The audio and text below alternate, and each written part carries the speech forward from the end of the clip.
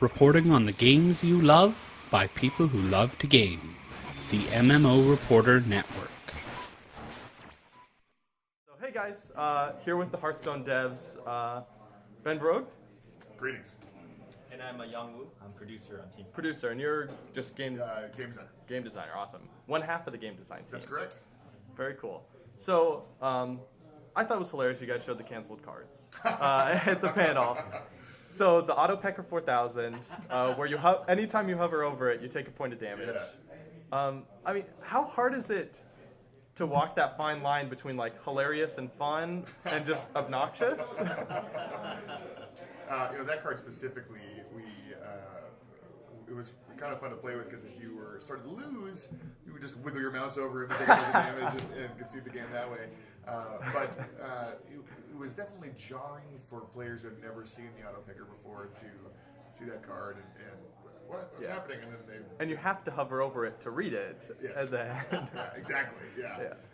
But at the end of the day, we felt like it was causing more problems than it was creating good experiences, and so we cut it from the game. Yeah. I mean, is there a place for something that is that out there? Yes, I think so. And I think the right place for those types of really wacky mechanics is in single-player encounters. And actually, one of the things that we announced at the panel was these new adventures that you earn, like between 20 and 30 new cards that are themed after this adventure. And it's all single-player content where you, depending on how you attack that content and kill those bosses, will give you new cards. And because it's single-player, we can do stuff that maybe would be frustrating in a multiplayer environment, but it works pretty well in a single-player environment. Because there, it's not disrupting balance. If you lose, it's okay. You can just try again. Right. You've learned from it. Yeah. Okay. Can you give any examples of something that's kind of that crazy that you're considering for an adventure? We haven't announced any of the details of the adventures yet. I'm super excited about them. They're still in development now, so we're still working on exactly what they're going to turn out to be. Do you think the template will be similar to how that tutorial experience is, where there's like the bubbles on the bottom for each of the bosses, and you kind of progress through that? I mean, like Brode was just saying, we're actively developing right now. Yeah. Okay. It could go a lot of different ways. Of course. Trying different things. Yeah. Do you expect adventures to kind of be a one-time play it, beat it, or is it something that you kind of repeat regularly? We're putting a lot of content to earn from these adventures, so we want to make them replayable and fun to play for as long as you're earning all those cards. But once you've earned those cards, there won't be any new things to earn in that adventure. You might replay it because it's a fun challenge. Yeah. But once you've earned all those cards, there won't be another reason to go earn new things out of those. Okay, cool. So it won't be like your daily quest won't be go beat this adventure. We haven't talked about that yet, but that's if people are excited about that kind of thing, we could talk about it. Okay. So with single-player content, during the panel, you guys mentioned that you think the core of Hearthstone is 1v1 PvP. Yes. So why add single-player content at all? One of the things that when we started this game is we wanted to make sure that we were really focused, because we wanted to this is kind of an experiment for Blizzard. It's a much smaller team doing a very different project, and so we wanted to really blow that out and just go nuts and add lots of polish and spell effects and awesome stuff to that. But now that we've seen that, hey, this actually is really fun and players are responding really well to it, well, now we can look at more things and kind of expand into single-player adventures. People have talked a lot about esports and spectator mode and stuff like that. We're looking at what it would take to do those types of things, and also we're moving into new platforms. We announced Android and iPhone yesterday, so that was our focus when we were making this game. But as the responses increased, so is our kind of vision for the scope. Okay. And that's been the whole point of the beta. I mean, obviously, on the one hand, we're continuing to make back-end development, et cetera, and scaling up and stabilizing, but just kind of getting player feedback and kind of getting response from the community and what's fun for them, what's important for them.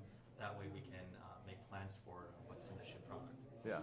So you've seen a lot of feedback and requests for single-player content and esports. Are those the two big things? Well, we've seen. I think the biggest one coming out of PAX was Android. That was the first big response was, can we get it on Android? And so that was the first thing we announced here yesterday. Yeah. Was we're going to get it on Android. But we've actually seen lots of feedback. A lot of which we've moved on already in the beta. The first one was that people didn't feel like they were getting quite enough gold for playing in our play mode, so we increased the amount of gold we were giving out there. People said that they wanted a ranked play mode that had more visibility as to who's actually the best, and so we did a lot of work for that we're going to show off in the next patch. And we're consistently listening to the feedback from the community and trying to make sure that we're doing the things that are best for what people are excited about. Yeah. And as part of that is the kind of expansions. Is that what you called them? Or I can't remember. There's two kind of major ways we're going to deliver new cards. One of them is expansions, and that's, if you've played card games before, kind of the traditional method of delivering content. We're going to have card packs, kind of like our expert set that you can buy with gold or real money. Yeah. And they'll be just like another packs of cards, but with the new exciting cards. Yeah. And then the adventures, which are single player, and you'll earn the cards by playing in that. So those are kind of our vision for how we make cards in the game. Very cool. So as you're kind of start adding these new cards, are you thinking like all these cards will end up in the same player pool that players can build from, or is it going to be like, you know, how Magic has like Legacy or something like that, where okay, you can play the old cards here but not here? Well, there's definitely some pros and cons of a lot of different ways that we can restrict or do cards like that. But the best thing is that we don't have to worry about how it's going to work for a couple of years. Yeah. Once we have a ton of cards, then we can start thinking about what the right thing is for Hearthstone, but it's not an immediate concern. Yeah, that's true, and the game may be totally different in 3 years from now. Yeah. We're learning. We've learned so much through the beta that we're still learning about what players are excited about and what the right thing is for the game, and we'll continue to learn as we get to open beta and launch. Yeah. How do you go about finding out what they are excited about? Is it just forum posts, or is it looking at data? It's a combination. We made a lot of effort, especially because we are a small team. We knew we had to have this kind of tight loop between what's going on in the game and design very quickly. So we put in a lot of effort into making sure we get that feedback from the game statistically and programmatically. So the cards being played and how they're being played and how long people are playing, who's winning and who's not winning, that all gets aggregated by our BI team, and that gets fed into design. But obviously that gives you raw data, and raw data really needs to be handled carefully by our awesome designers. And of course, there's also the kind of forum and Twitter and kind of direct community response, because you need to really pay attention to the emotional balance of the game as much as the kind of raw statistical balance of the game, because some cards might be numerically balanced, but when you lose to it, might feel disproportionately bad, and pay attention to those things as well. Okay. So one specific question along those lines. Defias Bandit. Yes. I'm curious why the decision was made to balance it the way it did and not say, stop the coin from affecting combo cards. Sure, yeah. That's actually something we talked a lot about, because there's a lot of things we could have done. Yeah. What it came down to was the coin, and really a lot of mechanics in our game are, we want to keep them as simple as we can for new players, without reducing the depth and strategic depth for hardcore players. And so in this case, we felt like it was, if we kept the coin just as a spell, it works like every other card in your hand, then you kind of know how it works, you understand it. And so adding kind of caveats and complexity to this thing that you get in every other game felt like it was sacrificing some of that core understandability and simplicity that makes Hearthstone really approachable and wonderful. And so in this case, we felt like the Defias Bandit, if we just handled him a little bit, he's still good, and we can keep that kind of design simplicity about the coin that we have right now. Okay. That seems to be kind of one of the core tenets, because you guys talked about the card text and making sure it's super simple and super concise. Is that one of the main goals currently? Absolutely, yeah. I mean, we made this game because we're all huge fans of collectible card games. We've all been playing forever. We showed pictures in the panel of us playing card games 20 years ago. Yeah. And so we were really excited to make a card game, and we felt like this is a genre that is super fun to us and not a ton of people are experiencing. And we knew we could bring this great experience to way more people. We could make it really accessible. We could make it a beautiful, polished experience that is fun to watch and play. And so that was always the goal, is to make it as approachable as possible for as many people as possible. as a designer who's played, obviously a lot of card games, is it hard sometimes when you come up with an idea that's like maybe too complex, but you just love it, and it's just like this is good in a card game, but not for Hearthstone? Actually, my favorite type of design is the design to make something elegant and something that is actually, if I can take a system that we were excited about, that's got really strategic depth, but a little complex, and find a way to fit all the same strategic depth into a simpler, less complex idea. Yeah. That's my favorite type of. So what card is a good example of that?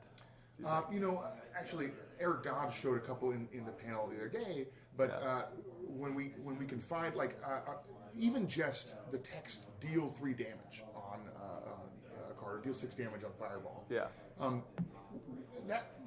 That's a way to say a concept in card games in the fewest number of words, and not really any other card game does it like that. Yeah. And we're actually taking advantage of this digital space, because if you read that card in the physical game, you have questions. Yeah.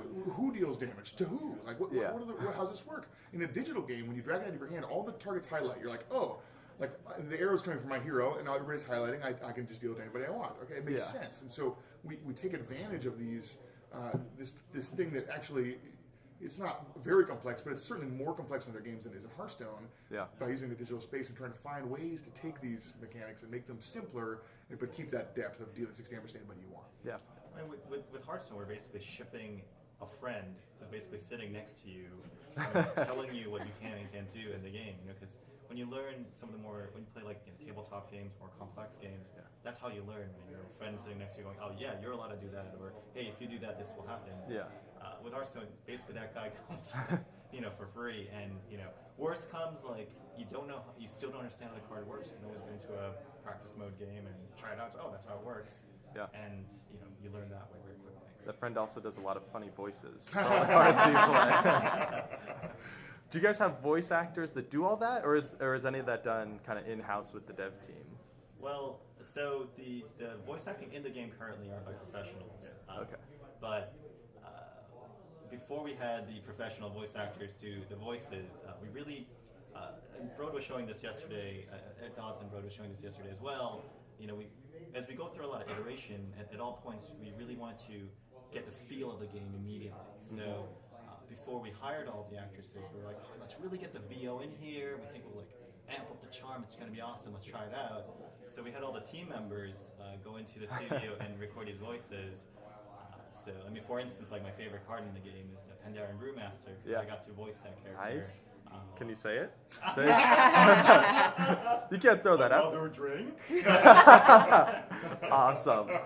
I like the little dance that came with it, too. We should put that in, That'd be really fun. Special edition. Yeah. Special edition, much worse voice acting. Just do behind-the-scenes voice acting. It's perfect. So who did you record? I did Gruul and Malagos. I did something deeper. Did you use Alexis? No, I think we used the VO from WoW. Because you say that so much at work. Oh yeah, I'm constantly quoting Jiraxis. You face Jiraxis. I don't just stop there. Yeah, that's true. So let's hear one of yours. I am the master of magic. There's a lot of other interviews going on. Everybody knows that. Everyone's looking up. What is that? Who's the master of magic? That is awesome. Man, and that just totally made me lose my train of thought. I don't remember what I was talking about. So good. Oh, yeah. So, obviously, the charm and humor in Hearthstone, just the little gnome behind you, his face is all goofy and excited. Is that going to be in the adventure system as well, or kind of the challenge is going to be a little goofy sometimes, like King, who's the big ape you have to take in the tutorial? King Mukla. That was a little silly as his brother shows up. Yeah, exactly. Yeah. Well, I always like when I'm designing a single player mission to think about what's a way I could surprise a player in this mode. And so that's something that I'm certainly going to pay attention to going forward, try and do those types of things. These missions are going to be a little different than the introductory missions were. Yeah. Because those missions, we know exactly what cards each player has and the order they're going to draw them in. So we can have these very moments where we're like, oh, here's the thing, we know what your tools are, so we can design this very specific experience for how you can try and get around it and how he's going to respond to that play that we know you're going to make. Yeah. And these missions are going to be more randomized. You're going to build a deck of your own, and it'll be shuffled up, and you'll play against it and try and tune that deck and get it really perfect for this adventure. And so there's less opportunities for that very tightly scripted back and forth, but we're still planning on doing some cool stuff with it. Very cool. Will the enemy deck always be the same? If say you're struggling on one, will they always draw the same cards, or will that be randomized too? I'm not sure. I'm not even sure how you're going to fight, the boss or bosses in the order and all that stuff. So we're still working on it, still trying to figure out the best way to get adventures in. Interesting. And I'm sure you can't say, but co-op adventures anytime in the future? We've heard a lot of feedback about that. Yeah. And it's exciting, but there currently are no plans for that. Okay. Very cool. Awesome. I think that's everything. Thank you. Great. Cool. Thank you guys.